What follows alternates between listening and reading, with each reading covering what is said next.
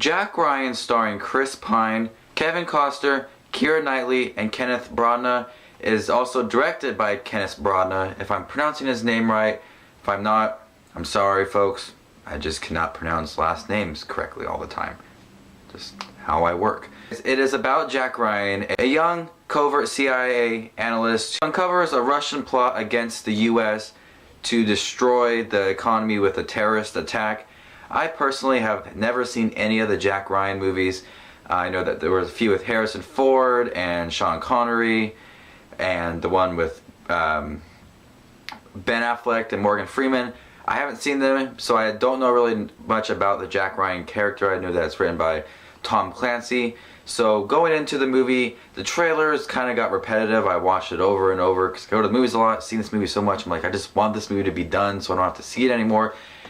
Going into seeing Jack Ryan, I gotta say it was actually pretty good. It had a great James Bond feel to it that I really liked. You know, the trailer sold it as kind of like this action movie, and it's not this heavy action film. It's this more suspenseful thriller that's plays really great at what it wants to be. This thriller mixed in with action. There are a few action scenes in this movie, but for me it was more of a thriller, the edge of your seat kind of movie that I really did like. Had a great James Bond feel to it, mainly the villain, played by Kenneth Branagh. His character name is Victor, and he's very sinister and creepy, and he's very good at being his villain. Has that like classic villain voice and the classic villain look, this stern, mean look when he's talking to you. Don't know what he's gonna do. And I think Kenneth did a great job at being this villain.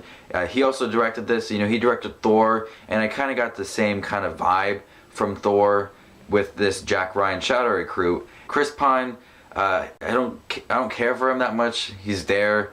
He did a great job as Jack Ryan. Personally, I haven't seen any other ones, but just basing off of this, I think he did a good job.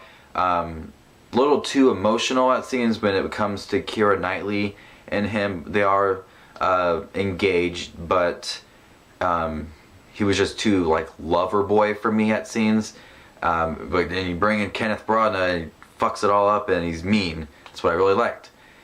So Jack Ryan Shadow Recruit, I only had a couple issues with this film, and that would be that there's this one scene where they're all on this plane and they're trying to figure out what the Russians' next move are, and they're just kind of feeding off of each other, like check his Instagram page and check his Facebook page, where was he last, birthdays, everything, go, go, go. And they're coming up with things so quickly, and I'm kind of curious to think, is it that easy to come up with this information that can stop this terrorist attack? Just going off of things so quickly. I'm just like, it would take me months to figure this shit out. And in the end, I had one issue, but I'm not going to spoil it for anybody.